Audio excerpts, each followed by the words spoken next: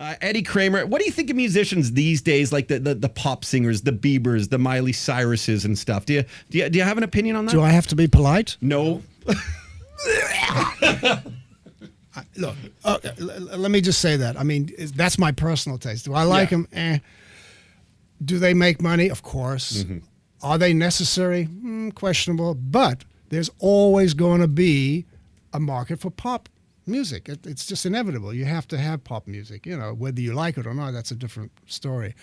Do I like the way they create the records and they sound like they come out of a factory or a sausage machine? No. But so what? Everybody likes music of some kind. At least they're listening, you know. I hate the way it's presented in the sense of it comes out on this little tiny little thing with earbuds, and kids are listening today with no freaking sense whatsoever what a good record actually sounds like. Thank God so many bands today are saying, I want my record to be on vinyl. Because vinyl, at least... Huh? Resurgence. Oh, the Resurgence. Yeah. Do you know those pressing plants can't even keep up today? Black Keys, last record, yep. 100,000 copies of their in vinyl. It's fabulous. Well, describe the difference of the sound. I mean, you said earlier it had hair on it, it comes alive, but what is it? What is it that makes vinyl so special? It's a warmth. It's when you listen to digital in headphones on your MP3 or whatever player you're listening to it, the distortion is so annoying. It's proven.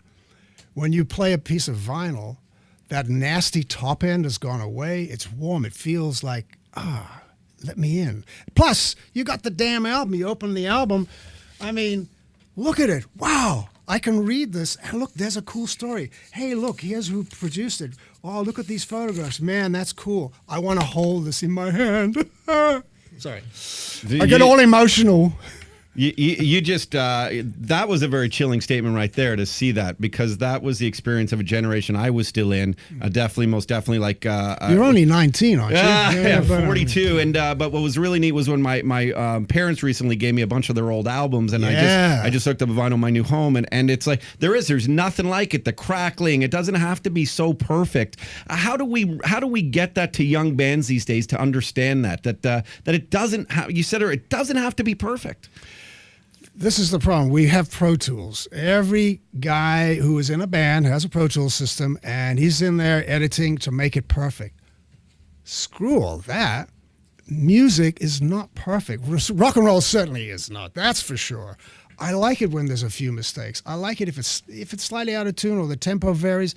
If the vibe is there and the performance is there, I'm happy. Is it safe to say that when you go and see a rock show specifically, it's not perfect, but it is the best thing you will experience, and that's what I think is the telling sign of an album meets the live performance. That most people, these manufactured stars, it's lip sync. They have the bass. There's not that real feel about it. Right. Which is why the Stones are so cool when they play live. Right. Yes. Talking about albums, why don't you just bring out a couple of the albums we brought for Eddie to sign for the guys here and show some of Eddie's albums. For those who are on the radio or the XM right now, we have a camera here that's going to visualize some of these iconic albums. There's too many. We'll just kind of show it. So guys, pick the album you want Eddie to sign. And I bought this for the guys here for all your graciousness. My graciousness. Whack. That's the type of guy Michael Weckerly is. My goodness, this whole moment. What's in front of you there? Okay, so these are all albums that Eddie Kramer's produced, engineered behind. What do you have there in your hand? Cry of Love, which was the last album I worked on with Jimmy. Oh no, it was. Cry of Love. Let's go through. Do you mind going through all of them? This is sure. Like the coolest opening of Christmas gifts of all time. And I'm Jewish. Okay. Mazel tov. Hello. Let's bring the moil in. We're all going to be Jewish by the end of it. Okay. I got tired. I need a thingy to. We do need the moil now. Just to open it. Okay. Eddie Kramer's unraveling albums that he's worked on that Weckerly's brought in to get signed here. Okay. Working so on the this, I believe, is called. See if anybody recognizes This one. What is this? It's a Led Zeppelin record. What is it called, please? We are from France. Jamie? Physical graffiti. Physical graffiti. Hello. Balky's all of a sudden in studio. Okay. I can't help it. I get excited. I get excited. Wow. This is the coolest. So that's that one. Okay, Zeppelin 3. I'm trying to think. What did I do with this one? I'm not sure if I did anything Zeppelin with this 3. One. Zeppelin 3. I tell you what. You do the damage. Jay Brody will just quickly. And I'll tell stories, right? Like this. Like, I go like this. Hello, mate. Yes. Oh, it's Jimi Hendrix, isn't it? He's a lovely bloke. There's some about There open. we go. Yeah. So this was the last album that Jimmy did, and before he died, we mixed 4 songs together, and then he took off for London. This was August of 1970, and then he died, obviously, as you know, April 17th, 1970. But we were in the midst of working on this, and he got to London, and he was trying to hook up with his old producer, Chaz Chandler. He was trying to get rid of Michael Jeffries, who was his manager. Didn't like him anymore. And he wanted to put the old team back together, which was me and Chaz, to sort of start over again.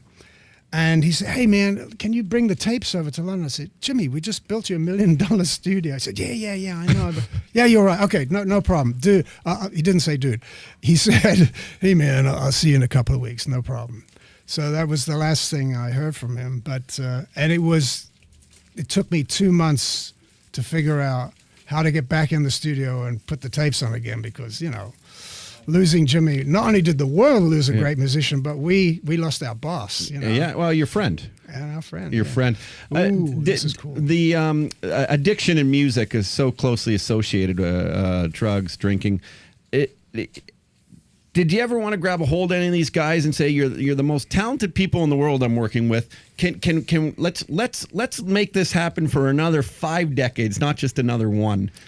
It was never my place to do that, unfortunately. No, and I think I would have felt really bad had I ever opened my mouth. But is that why? Is it is this the longevity of your career, Eddie? That you just did your job, and you just did it so well that people had to have you there? But I was straight for 99.9% of it, except I told Weckerly a tale about trap. The only time I was actually ever complete. By the way, looking back, thinking of Olympic Studios in 1967, I'm working with Traffic, Steve Winwood, the whole band, right?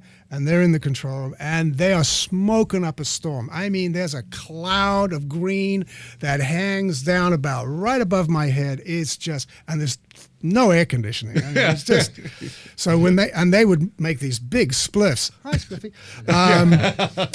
There was about this long and about that fat. It was grass, hash, tobacco, all that crap. And I'm not advocating it, so I'm not saying that that's what everybody should do, but this is what was happening. And I took one hit of this thing, and I was just out. My head actually hit the board. I was out. So they woke me up and walked me around the block, and I got sort of, okay, I'm back now. And I just, from that moment, I said, that's it. Never, ever again. Interesting. From that point, I never did any drugs while I was working. Afterwards, who knows? I'm not going to say. Yeah. Well, I'd have to confess to the chief rabbi, the pope, and everybody else. Are you in your 70s? I'm 73. Wow, you look good, man. Fantastic. Yeah, you look fantastic. Thank you.